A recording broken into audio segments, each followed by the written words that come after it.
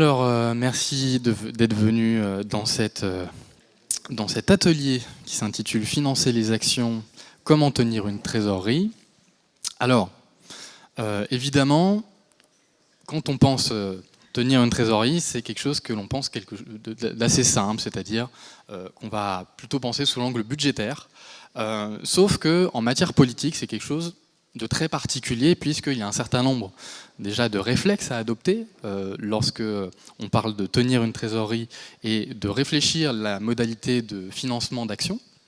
Et ensuite, on a aussi des contraintes qui vont être des contraintes légales, des contraintes politiques, des contraintes aussi financières, qui font que toutes ces questions qui tournent autour du financement d'actions et de comment tenir cette trésorerie, eh ben, en fait, deviennent beaucoup moins comptables qu'il n'y paraît. Souvent, on a tendance à, quand je dis que je m'occupe des questions financières, on a tendance à me demander si j'ai pas fait des formations de comptable, sauf que c'est pas du tout le cas. La réalité, c'est que dans le monde politique, le financement des actions politiques, en fait, est beaucoup régi par le droit, et c'est surtout ça, en fait, qui va avoir tendance à donner un cadre de réflexion sur comment on va pouvoir mettre en place une action politique, notamment aussi dans le cadre électoral. Ça, je vais y revenir, mais c'est quelque chose qui va avoir tendance beaucoup à cadrer un petit peu la pensée dans laquelle on va s'inscrire lorsqu'on va réfléchir au financement des actions. Pour commencer, pour introduire un petit peu le sujet, je vais reprendre un fait précis qui remonte à assez peu de temps, puisqu'il s'agit de la réforme des retraites. Elle expose en fait, cette partie-là, 3 sujets que j'aimerais bien vous exposer dans le cadre de cet atelier. Donc, dans le cadre de la réforme des retraites, évidemment, la France Insoumise a été très impliquée. Elle a imprimé énormément de matériel. Elle a été très présente aux côtés des travailleurs en grève, notamment en mettant en place une caisse de grève insoumise qui a collecté plus d'1 million d'euros en vue de permettre de soulager les salariés grévistes qui, évidemment, n'étaient pas payés lors de leur jour de grève. Et tout ça dans un contexte très particulier pour la France Insoumise, puisque évidemment, on sortait de l'année 2022, qui était une année présidentielle et législative, dans laquelle financièrement la France Insoumise a été très impliquée et qui a conduit à avoir, à l'issue de cette année 2022, une situation de trésorerie un petit peu compliquée. Car dans le cadre de l'année 2022, on a mis tous les moyens possibles pour essayer de gagner, puisque notre objectif principal, c'est évidemment de prendre le pouvoir pour mettre en place les propositions de l'avenir en commun. Dans ce contexte, en 2023, avec la réforme des retraites, on s'est retrouvé dans une situation particulière, puisque habituellement, tous les ans, on perçoit une dotation publique sur la base du score aux élections législatives, et comme en 2022, il y a eu des élections législatives, eh bien, le ministère de l'Intérieur a recalculé la somme qui devait être attribuée aux partis politiques. Et avant de faire ce calcul, il a souhaité attendre que le Conseil constitutionnel rende toutes ses décisions concernant les comptes de campagne ayant été rejetés par la Commission nationale des comptes de campagne, soit plus de 450, et donc d'attendre que le Conseil constitutionnel permette de savoir quel est le nombre de candidats total qu'on va pouvoir comptabiliser pour chaque formation politique pour le calcul de cette dotation publique-là. Et dans ce contexte, on s'est retrouvé donc au mois de février sans dotation publique, en pleine réforme des retraites, et avec un choix politique à mener. Et c'est là où je veux en venir, c'est que la question financière est intrinsèquement politique. C'est-à-dire que nous étions confrontés à 3 possibilités dans le cadre de la réforme des retraites. La première, c'est compte tenu de notre situation de trésorerie, c'était de dire, bon, c'est compliqué d'un point de vue de trésorerie, on ne sait pas quand est-ce que le ministère va verser la dotation publique, donc on attend, on ne fait rien, on ne fait plus aucune dépense. C'est-à-dire qu'on n'aurait pas imprimé de matériel, on n'aurait pas fait de réunion publique pour alerter sur le danger de cette réforme des retraites, sur le danger que ça impliquait de rajouter 2 ans dans le cadre du travail salarié. Et donc, en fait, on avait le choix de l'inaction politique. Évidemment, c'est pas un choix qu'on a retenu, puisque nous, on était foncièrement opposés à la réforme des retraites, et donc il fallait qu'on réponde présent. Ensuite, on avait un deuxième choix. C'était compte tenu des besoins financiers qui étaient les nôtres pour financer nos actions, à savoir le matériel, les réunions publiques, les événements nationaux qu'on pouvait organiser pour alerter sur la réforme des retraites, c'était essayer de solliciter des dons pour tenter d'alimenter nos actions et permettre de rester présent sur le terrain. C'est pas un choix qu'on a retenu. On a préféré, au lieu de ça, faire une caisse de grève insoumise en vue de collecter des dons pour financer les caisses de grève et permettre aux personnes qui imposaient un rapport de force au gouvernement de pouvoir continuer à faire grève dans un contexte qui était extrêmement difficile. Et donc on a fait ce choix, qui est un choix politique, dans le sens où c'est ce qui a donné corps à la vision qu'on avait au niveau de notre mouvement, savoir qu'est-ce que le mouvement symbolise dans son action, qu'est-ce qu'il doit faire, et donc comment il doit orienter la manière dont il va allouer ses ressources. Et donc, là on a montré à la France entière que la France insoumise, lorsqu'il est question de mouvement social, eh bien, elle est aux côtés des travailleurs. Elle n'est pas à essayer de collecter de l'argent pour permettre de faire continuer son organisation, non, elle est aux côtés des travailleurs. Et c'est en cela que la question du financement est une question politique. Et ça, c'est quelque chose qu'il faut toujours garder en tête, puisque l'objectif politique poursuivi est toujours la chose la plus importante à prendre en considération avant de faire une dépense. Ensuite, un des sujets qui est venu dans le cadre de cette aide aux salariés en grève, c'était la question légale, puisque quand on est un parti politique, on n'a pas la possibilité de faire tout et n'importe quoi. Donc là, évidemment, il y avait des règles très strictes. Il fallait notamment vérifier qu'il n'y ait pas de dons supérieurs à 4 600 € pour l'année, sur deux choses, même si ce n'est pas trop chez nous qu'on trouve ça, mais voilà, c'est des choses sur lesquelles il faut être vigilant. Et donc, il y a tout un tas de règles qui nous encadrent et qui, pour le coup, sont très importantes à respecter, puisqu'on doit déposer des comptes annuels qui sont certifiés par commissaire aux comptes. Nous, on en a deux qui certifient nos comptes. Et ensuite, on dépose ça à la Commission nationale des comptes de campagne qui vérifie que ces comptes sont bien sincères et exhaustifs. Et donc, voilà, il y a ce paramètre d'ordre légal, de cadre légal qui va grandement encadrer la manière dont on va procéder à l'action politique. Et donc, des choses qu'on peut penser extrêmement importantes d'un point de vue politique à faire vont parfois être contraintes par le volet d'ordre légal. Et c'est quelque chose sur lequel il faut aussi prêter attention lorsque on s'occupe de traiter les questions de trésorerie. Et enfin, il y a la question des ressources.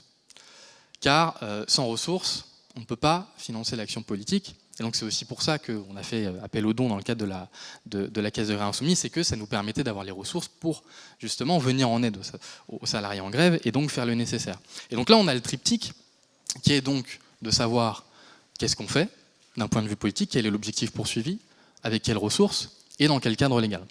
Ça, c'est les trois questions principales qu'il est nécessaire de se poser lorsque on aborde la question du financement des actions et comment tenir une trésorerie. Alors là, je vais aborder un point en première partie sur le pourquoi de ces obligations comptables. Souvent, on a tendance à penser que ces obligations en matière de tenue de compte pour les partis politiques, ces obligations légales, ont toujours existé, que ça a toujours été très contraignant, qu'il y a toujours eu la nécessité de déposer quelque chose devant une commission quelconque, sauf qu'en réalité, ce n'est pas le cas. En fait, avant 1988, il n'y avait absolument aucune loi en matière de financement de la vie politique. C'est-à-dire que les partis étaient reconnus par la Constitution, ils le sont toujours aujourd'hui, avec l'article 4 de la Constitution, qui dit « Les partis et groupements politiques concourent à l'expression des suffrages, ils se forment et exercent leur activité librement, ils doivent respecter les principes de la souveraineté nationale et de la démocratie. » C'était les seules choses qui encadraient, entre guillemets, l'activité des partis politiques. Il n'y avait aucune règle de financement, et il y avait aussi aucun financement public. C'est-à-dire que, tout simplement, les formations politiques étaient obligées de compter uniquement sur les ressources qu'elles trouvaient. Donc, on avait les dons, on avait les cotisations, et on avait aussi les rétrocommissions, même si ça, c'est pas légal. Et c'est quelque chose qui, peut-être certains, et sans doute certains dans cette salle, ont connu les déboires de certains partis politiques en matière de financement illicite, mais il y a eu un grand nombre, en fait, tous les partis politiques ont eu recours à, de près ou de loin, à des manières de financer leur activité de manière plus ou moins légale. Et l'un des symboles de cette de cette partie-là, de cette époque-là, c'est l'affaire Urbain, où on avait un montage très complexe de rétrocommissions qui permettait, à l'aide des commandes publiques dans les collectivités, de passer par des cabinets de conseil qui, en fait, permettaient d'avoir une partie de l'argent public qui allait vers ces cabinets, qui était ensuite reversé vers les partis pour permettre d'assurer leur fonctionnement et leur activité. Et c'était pareil pour les campagnes électorales. Les comptes de campagne, il n'en avait pas.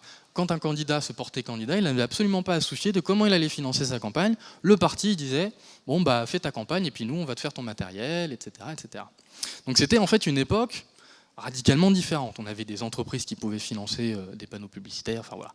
On avait vraiment des choses qui aujourd'hui, quand on connaît la législation en vigueur, paraissent complètement ubuesques. Mais c'était une réalité avant 1988. Et c'est à partir de 1988, plus précisément à partir du 11 mars 1988, que, on commence à avoir des premiers pas sur une législation pour la transparence financière de la vie politique. C'est comme ça que la loi s'appelle, c'est la loi du 11 mars 1988 relative à la transparence financière de la vie politique. Pourquoi ? Tout simplement parce que le personnel politique s'est rendu compte qu'il y avait une défiance qui était de plus en plus installée à l'égard des personnalités politiques et des organismes politiques et des organisations, et donc il était nécessaire, pour essayer d'influer un petit peu, d'infuser un peu de confiance, entre guillemets, de remettre un peu d'ordre dans quelque chose qui était complètement dérégulé. Et donc, on a commencé à mettre en place des lois visant à contrôler progressivement les partis politiques. Alors, au début, c'était quelque chose de plutôt timoré, c'est-à-dire que déjà, les élus, ils devaient faire des déclarations, chose qu'ils ne devaient pas faire avant, et ensuite, les partis politiques, ils devaient juste faire certifier leurs comptes par 2 commissaires aux comptes et rendre leurs comptes publics, grosso modo. Bon, c'était pas quelque chose de très très contraignant, même si les commissaires aux comptes, évidemment, leur mission elle est assez technique et eux, ils engagent leurs responsabilités lorsqu'ils vont certifier un compte. Donc forcément, eux, ils vont être très vigilants sur les comptes qu'ils vont certifier. Mais à l'époque, en 1988, on rendait des comptes publics et c'était basta. Ensuite, 2 ans plus tard, c'est là où on commence vraiment à avoir la mise en place d'un réel contrôle. C'est-à-dire qu'en 1990, on va avoir la Commission nationale des comptes de campagne et des financements politiques qui va être créée. Alors son acronyme c'est CNCCFP. Alors quand on n'a pas l'habitude, ça peut être un petit peu compliqué à prononcer, mais on s'y fait. Donc cette commission, elle a vocation à contrôler les comptes des partis et aussi les comptes de campagne des candidats qui se présentent aux élections. Et donc cette commission, elle est créée un petit peu de nulle part, et donc elle va avoir pour mission, alors que c'est une autorité administrative indépendante, de rendre des décisions, et dans le cas où les partis ou les candidats font n'importe quoi avec leur compte de campagne ou le compte du parti, elle va tout simplement transmettre à la justice les informations qui vont permettre à la justice de vérifier s'il y a lieu ou pas d'engager des poursuites et, le cas échéant, de condamner les personnes qui seraient coupables de manquement à la législation en matière de financement des activités politiques.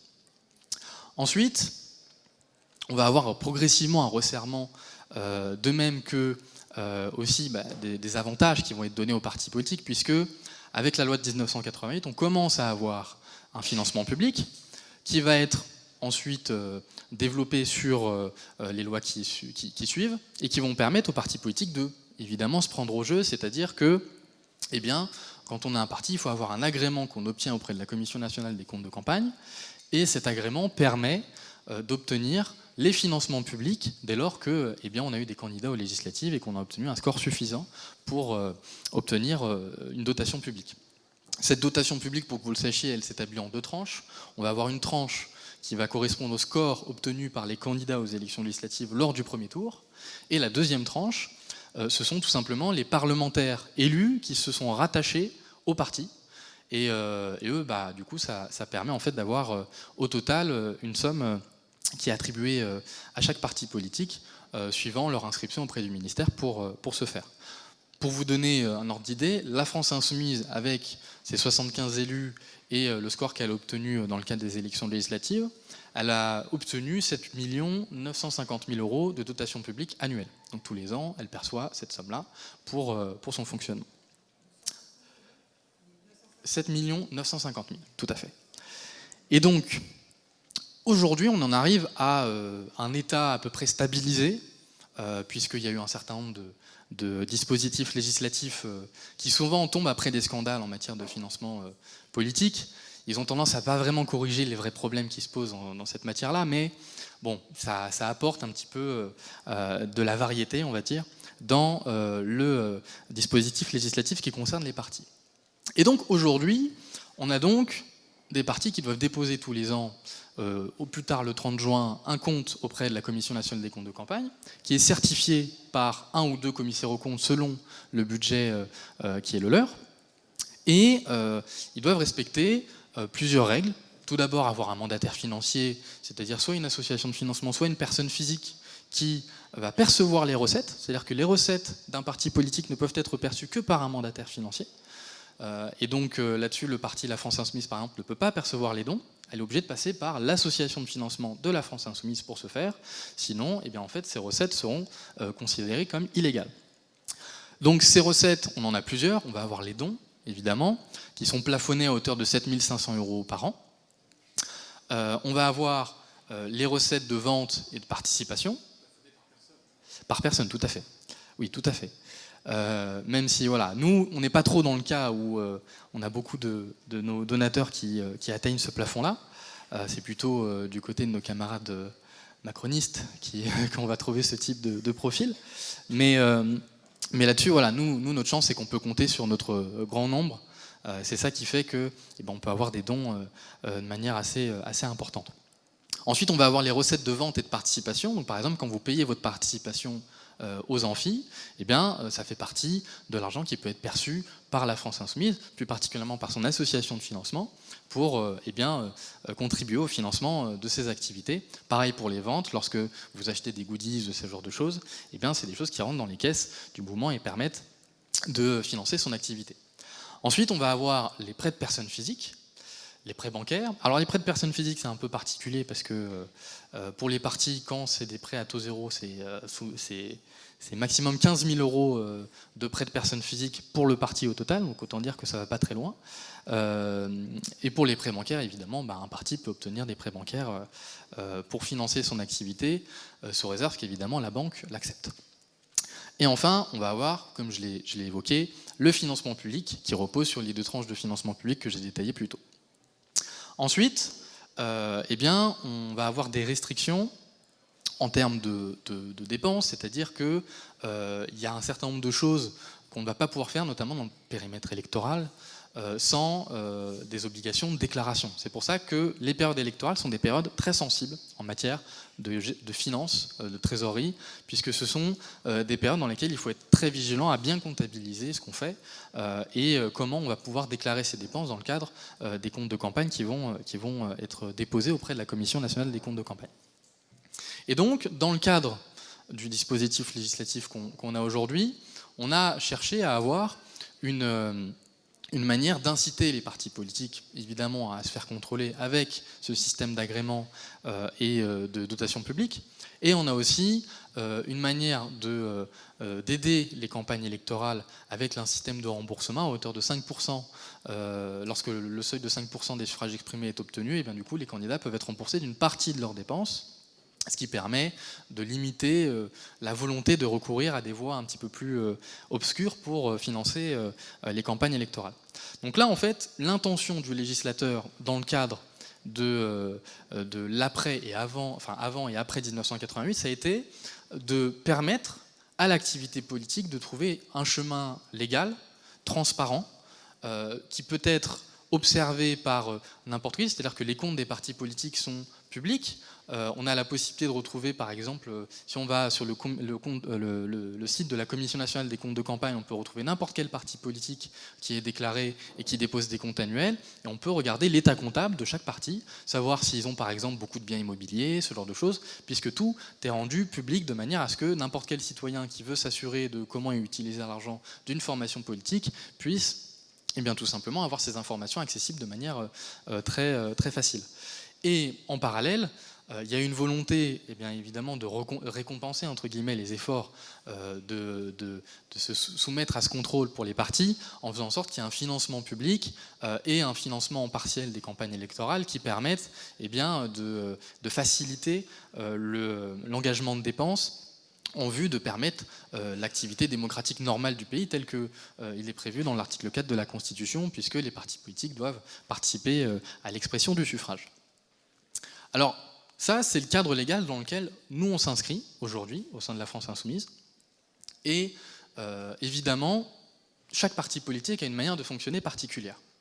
Nous, on a une manière de fonctionner qui est en train d'évoluer grandement, puisque nous, on a introduit récemment, et je pense que beaucoup ici d'entre vous est ici pour cela, on a introduit les boucles départementales.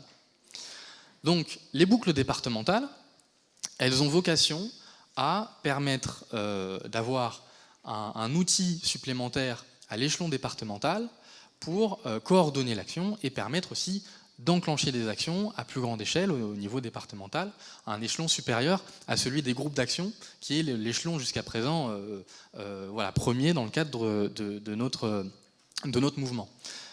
Ces boucles départementales vont être dotées d'enveloppes qui vont permettre de financer ces actions. Ces enveloppes, elles vont être financées de plusieurs manières. La première, ça va être les cotisations des élus dans le département. C'est-à-dire que tout élu d'un département va verser une cotisation à l'association de financement de la France Insoumise, et 80% de cette cotisation va être versée au département dans lequel il est élu. Les 20% qui restent vont être fléchés vers ce qu'on appelle la Caisse nationale de solidarité, qui va avoir vocation à ensuite répartir sur les départements où il n'y a pas beaucoup ou pas d'élus, où il n'y a pas beaucoup ou moins de militants que dans d'autres départements qui sont plus peuplés, plus actifs, et bien d'avoir des ressources financières pour permettre, au même titre que d'autres départements dans lesquels il y a des moyens financiers plus conséquents, de pouvoir mener des actions politiques de manière à pouvoir lutter notamment contre l'extrême droite, puisque ça c'est un des grands chantiers qu'on mène aujourd'hui dans le cadre de notre action politique, c'est essayer de reconquérir des territoires où eh bien, l'extrême droite fait des voix et des scores importants, alors qu'elle ne devrait pas, si on regarde ce qu'elle vote à l'Assemblée nationale. Donc là-dessus, on va avoir ces cotisations qui vont permettre de financer ces boucles départementales-là. Et la seule exception qu'on va avoir, c'est les cotisations des députés européens, qui, elles, sont versées en intégralité à la Caisse nationale de solidarité, qui ensuite est répartie, comme je l'expliquais, aux départements les moins bien dotés financièrement.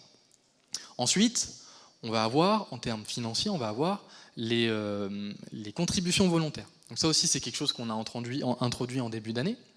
Donc les contributions volontaires, donc c'est un engagement à verser mensuellement une certaine somme pour permettre le financement soit de son département ou du département de son choix, de son groupe d'action, des activités nationales du mouvement. Et il y a 20% de cette contribution volontaire-là qui automatiquement est reversée à la Caisse nationale de solidarité.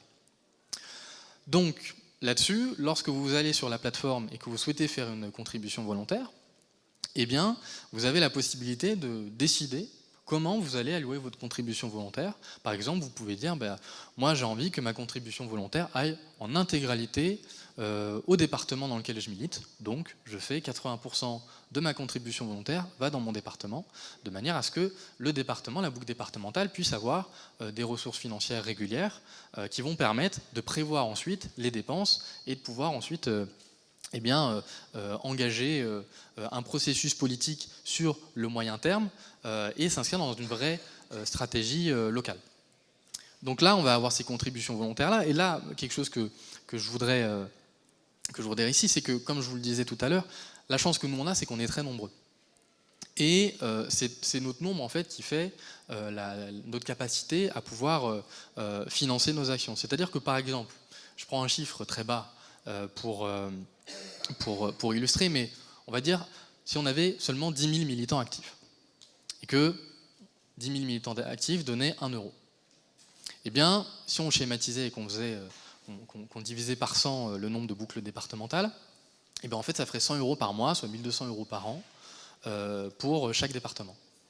Donc là-dessus, on se retrouve avec l'échelle qu'on a d'un point de vue action militante. En fait, on a des capacités de financement qui sont, moyennant un investissement personnel de 1 € par mois, et bien tout simplement, on peut financer, aider, contribuer au financement des actions au niveau de notre boucle départementale de manière très importante, ce qui peut nous permettre par la suite de pouvoir envisager un certain nombre de projets, notamment ce que je vois régulièrement, c'est la volonté d'organiser par exemple des fêtes départementales. Et bien ça, c'est des choses qui sont tout à fait possibles lorsque on se retrouve avec cette capacité financière-là qui est offerte par le grand nombre de personnes qui vont avoir une contribution volontaire et s'engager à la verser sur l'année. Enfin, donc comme j'expliquais, on a la Caisse nationale de solidarité qui permet... On va plutôt faire ça après, parce que comme ça permet... Là, je vais essayer de faire quelque chose d'assez court, de manière à ce qu'il y ait un long temps de questions, parce que je sais que c'est des... Là, on rentre un peu dans les 80%, 20%, etc. Et c'est des choses qui peuvent être un petit peu difficiles à saisir. Donc c'est pour ça, là-dessus, on va faire à la fin. Donc, on a la Caisse nationale de solidarité, donc comme j'expliquais, qui permet de limiter les écarts entre les départements où il y a un certain nombre d'élus et les autres qui sont les moins bien dotés, et pour autant où il y a un besoin réel de pouvoir mener des actions militantes de terrain de manière à pouvoir convaincre les électeurs que la vraie force d'opposition dans ce pays, c'est nous. Ensuite, évidemment, c'est pas le tout d'avoir une enveloppe. Ce qui est bien aussi, c'est d'avoir les outils pour pouvoir utiliser cette enveloppe.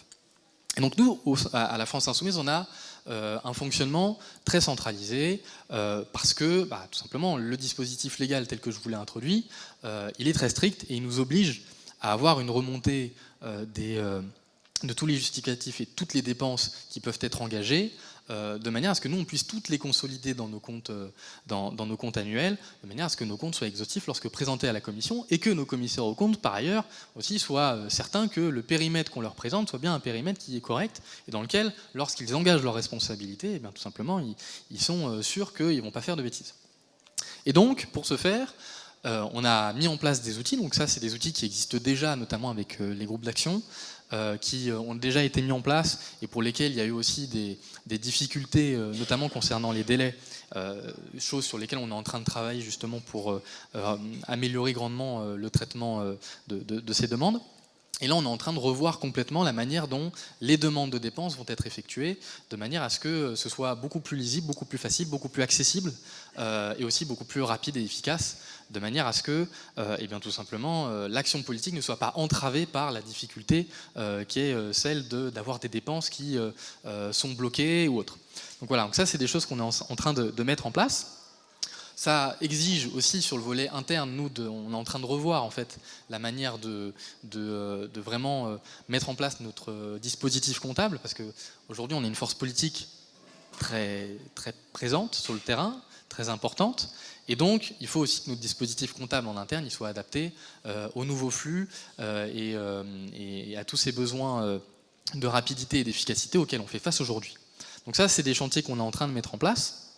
Pour ce qui est donc des outils qu'on va mettre en place, donc ça va être un formulaire qui va permettre plusieurs choses.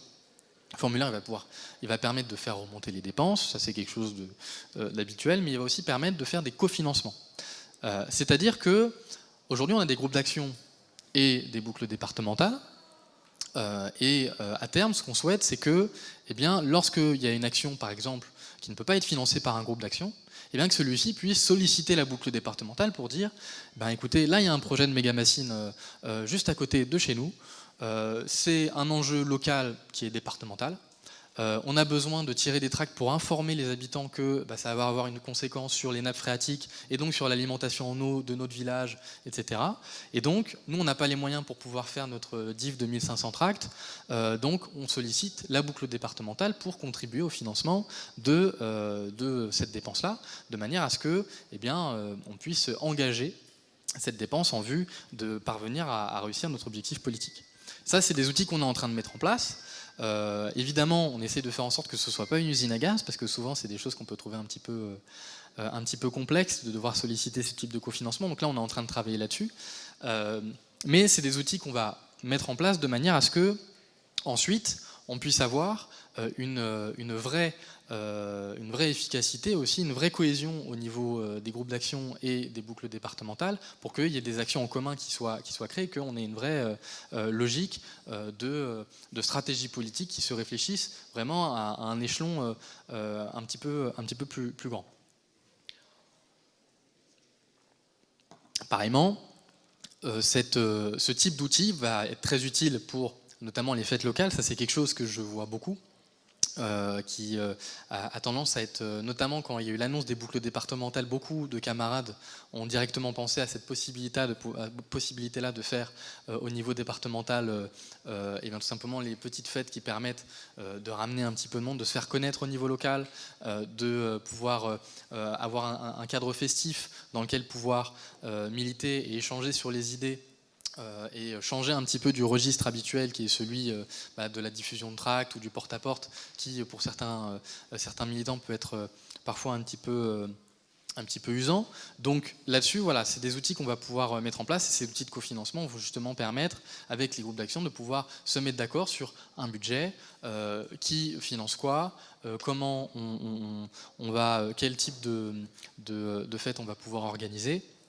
Et quel est l'objectif politique qui sous-tend cette fête-là? Est-ce que c'est quelque chose qui vise à se faire connaître ou est-ce que c'est quelque chose sur lequel on veut informer les personnes qui sont sur place des enjeux locaux les plus urgents?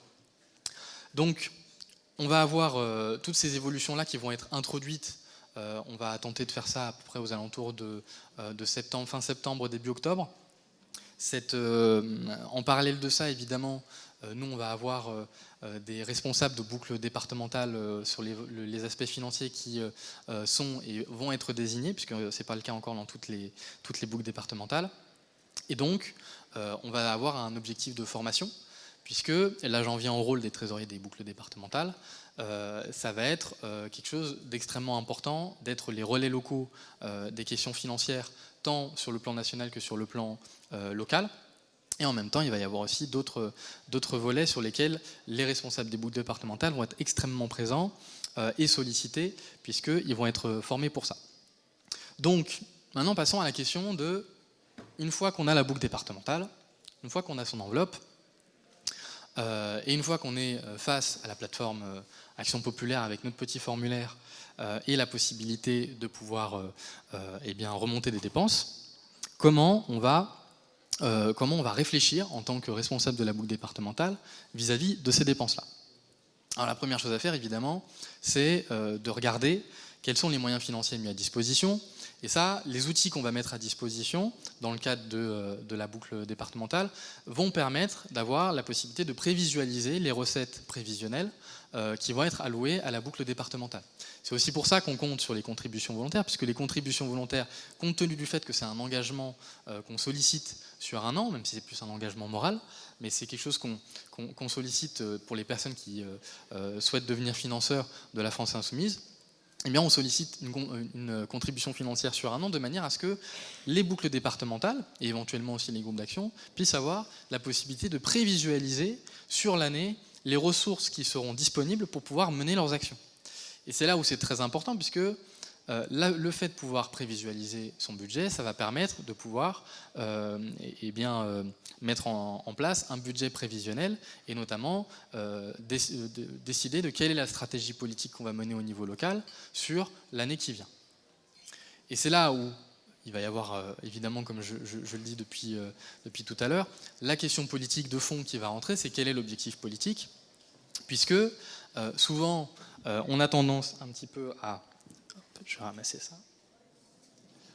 On a tendance un petit peu à considérer qu'à partir du moment où on va avoir de l'argent, il suffit de faire une dépense et puis on va réaliser en quelque sorte l'objectif politique, sauf que parfois on se rend compte que le fait d'avoir des moyens financiers, ça fait que ça occulte le volet politique et ça occulte vraiment la perspicacité d'une dépense par rapport à ce qu'on pourrait faire en termes d'allocation de ressources dans le cadre de notre objectif de moyen terme.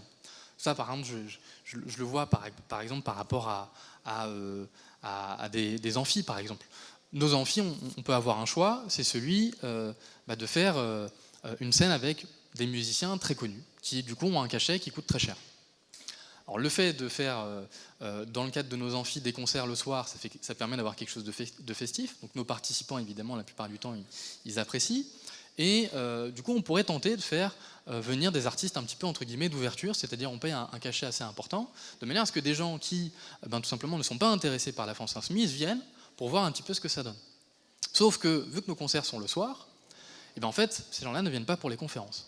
Donc s'ils ne viennent pas pour les conférences, en fait, on n'a pas de capacité à pouvoir les convaincre que nos propositions, que nos débats, les questions qu'on se pose sont des questions qui sont intéressantes d'un point de vue politique.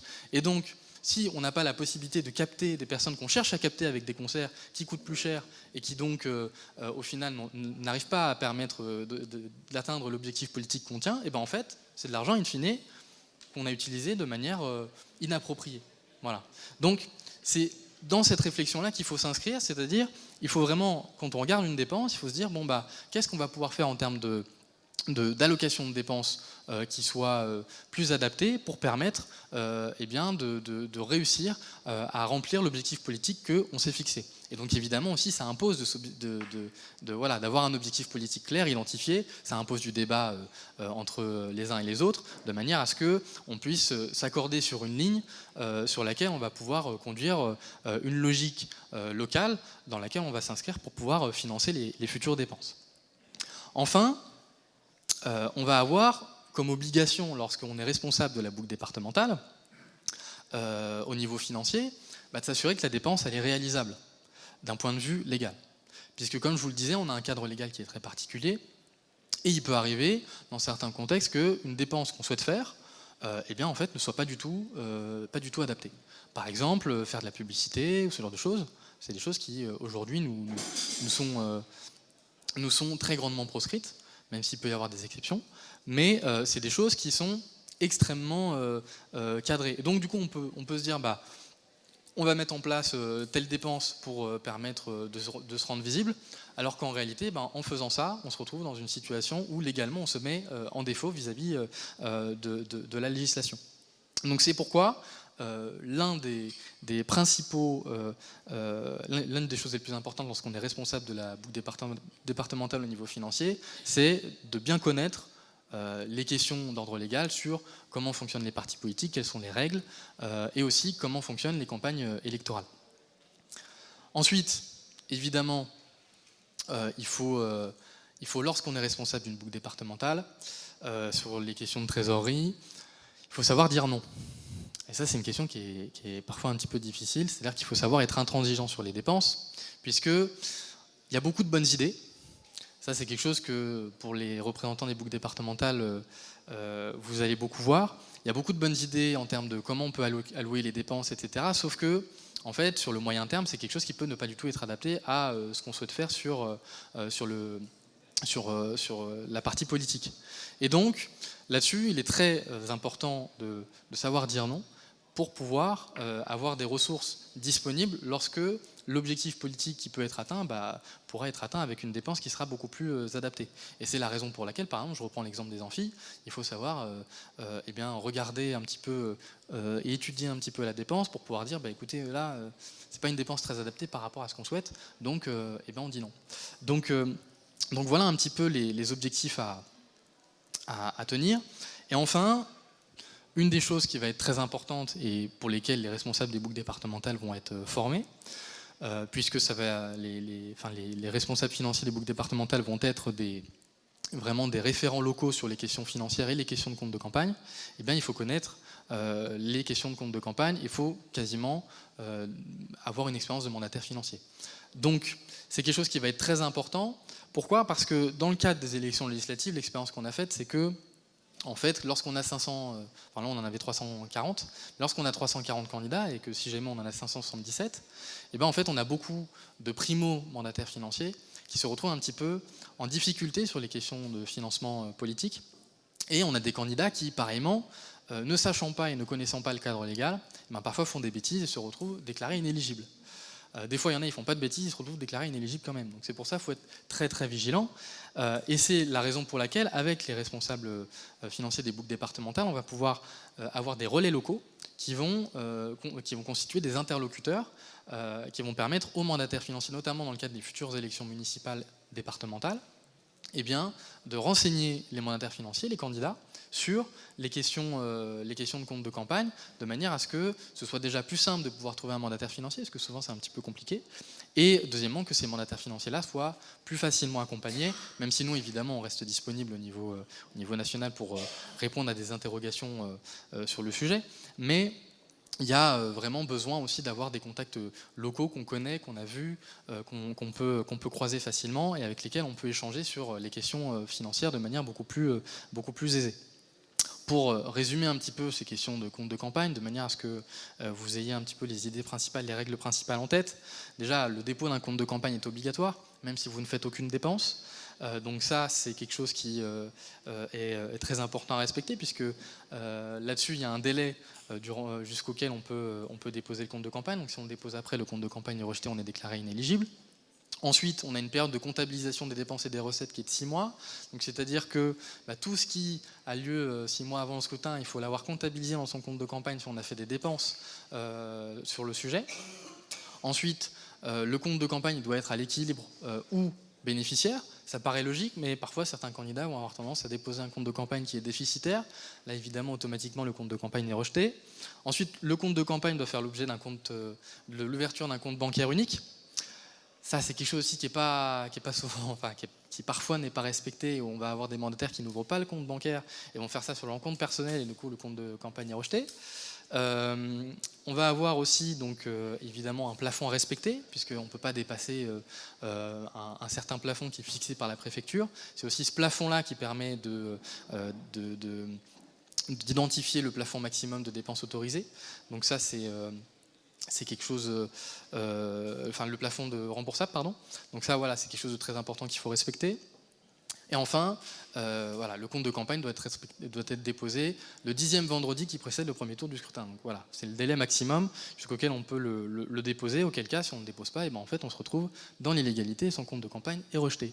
Sauf évidemment si le ciel vous est tombé sur la tête et que vous avez une bonne raison de ne pas avoir pu déposer votre compte de campagne. Donc voilà. Donc ça, un peu, c'est déjà les choses principales que le trésorier doit pouvoir connaître. Et donc, là-dessus, je vais pouvoir laisser la place aux questions, aux interrogations, de manière à ce que vous soyez sortis de cette conférence avec